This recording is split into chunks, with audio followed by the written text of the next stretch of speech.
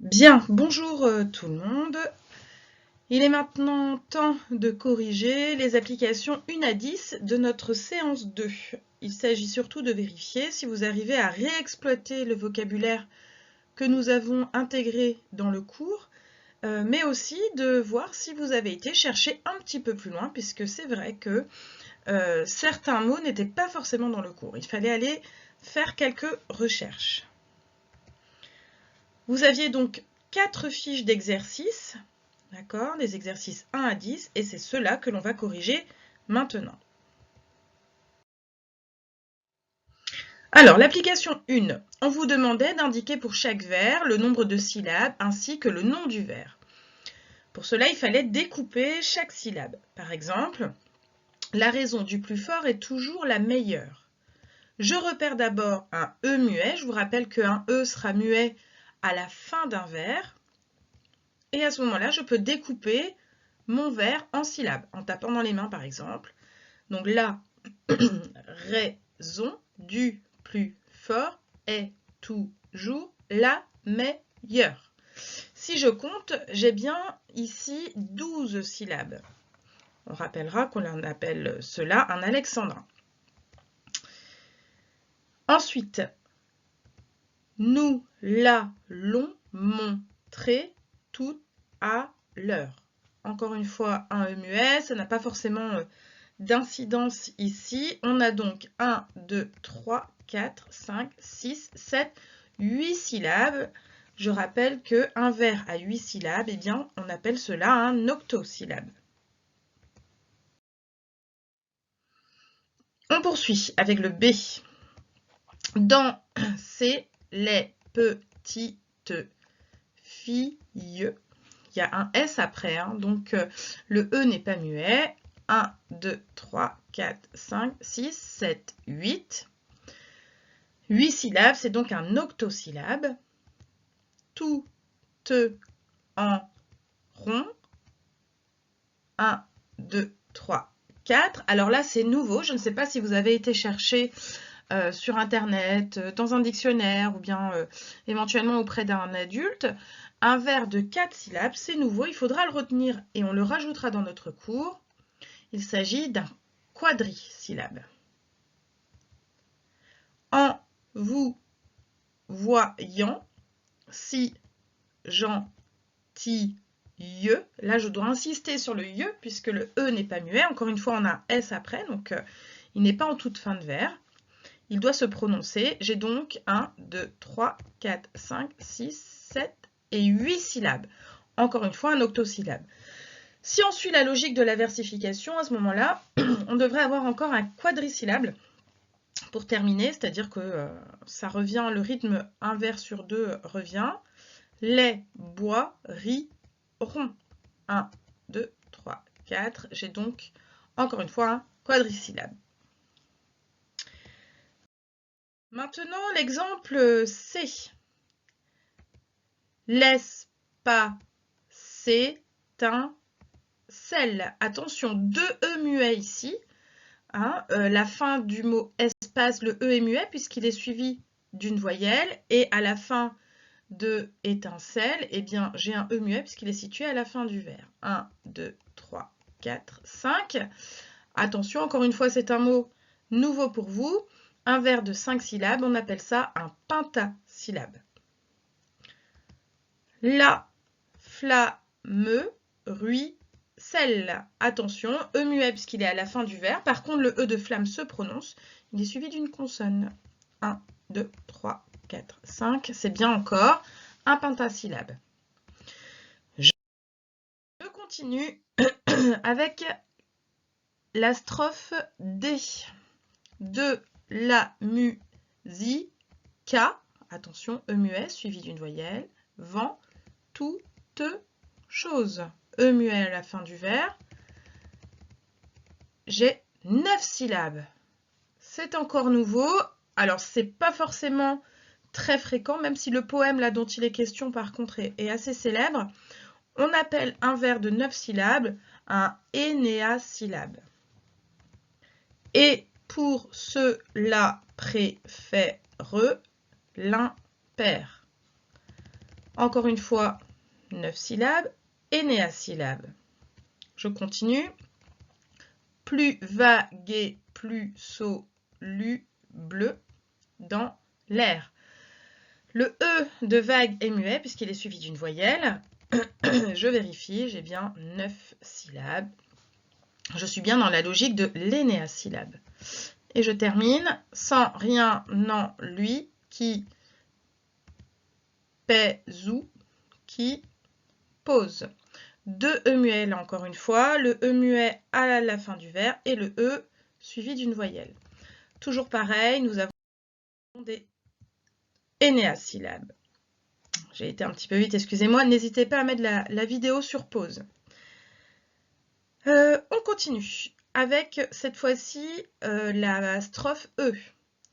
Où vont tous ces enfants dont pas un seul ne rit? Alors, ce vers célèbre hein, de Victor Hugo, là, si vous vous rendez compte, on a vraiment des mots qui ne sont faits que de monosyllabes. Et nous avons, attention, nous avons 12 mots, donc 12 syllabes. C'est un alexandrin. C'est doux être pensif que la fièvre maigrit. Ici encore, j'ai 12 syllabes, j'ai donc un alexandrin. On termine. Vous avez dû reconnaître cette célèbre strophe issue d'une fable de La Fontaine. Maître corbeau sur un arbre perché.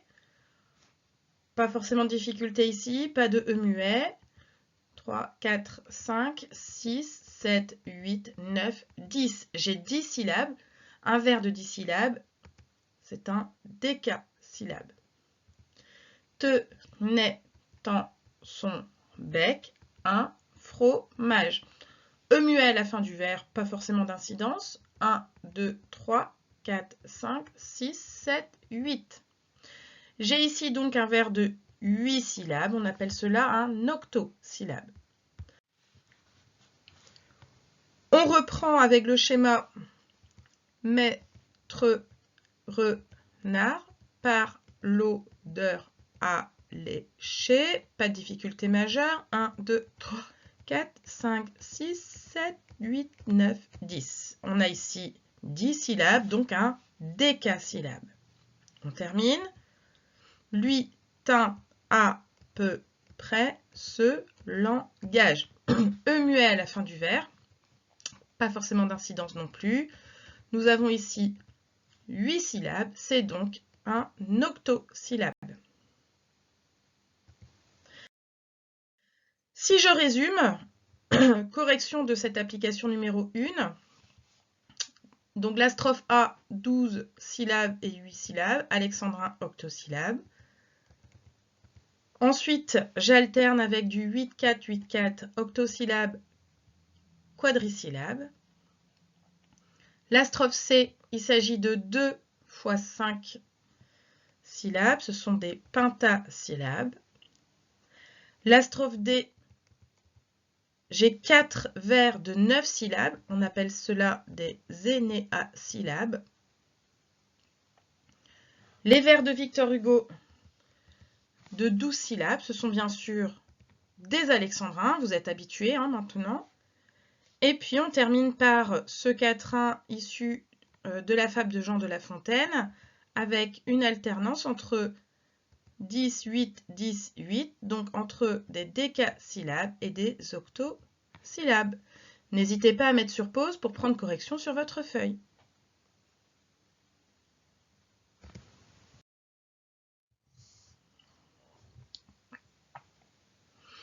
Alors, l'application 2, maintenant. On vous demandait de recopier le poème, de souligner les E en fin de mot qui se prononcent et de mettre en parenthèse ceux qui ne se prononcent pas. Alors, vous regardez bien ici que ceux qui sont en vert, les E en vert, se prononcent. Pourquoi? Parce qu'ils sont suivis d'une consonne. Ok? Donc ça, c'est ce qui est en vert ici sur le document. Par contre, un E sera muet. Alors dans les deux situations que je vous rappelle, hein, si jamais le E est à la fin du vers, c'est le cas ici pour les vers 2 et 4, ou bien si le E est suivi d'une voyelle. C'est le cas ici dans le vers 3 et dans le vers 4. À ce moment-là, le E sera muet.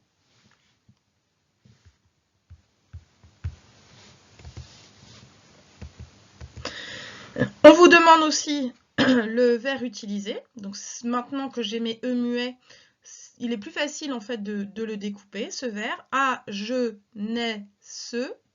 Pourquoi faut-il que vous passiez? Attention la diphtongue. Je pourrais me poser la question de savoir s'il faut la lire en diérèse, c'est-à-dire en 2 fois, ou en synérèse, c'est-à-dire en une seule fois, pour obtenir eh bien, le même nombre de vers que sur les autres vers du quatrain. Et que nous demeurions, attention, autre diphtongue, plein d'ennui et plein d'âge. Autre diphtongue ici, comme main, le E est muet, donc forcément ça nous fait une grande syllabe si j'ose dire. Arbre qui vit sans lierre, sans rosier. C'est vrai que dans lierre, j'avais aussi une diphtongue.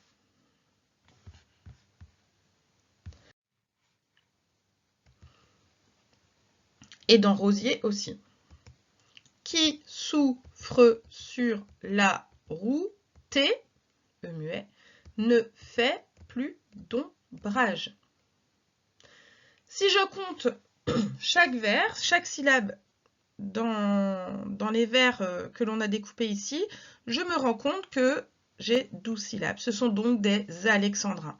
C'est-à-dire que chaque diphtongue, eh bien, nous l'avons lu en synérèse. Sinon, j'aurais eu 13 syllabes dans mon vers et ça ne me va pas.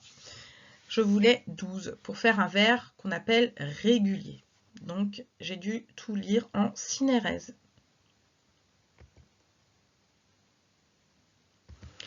La disposition des rimes, eh bien, vous vous rendez compte que passier rime avec rosier. Je donne la valeur A au premier son que je vois. Et âge rime avec ombrage. Je leur donne la valeur B.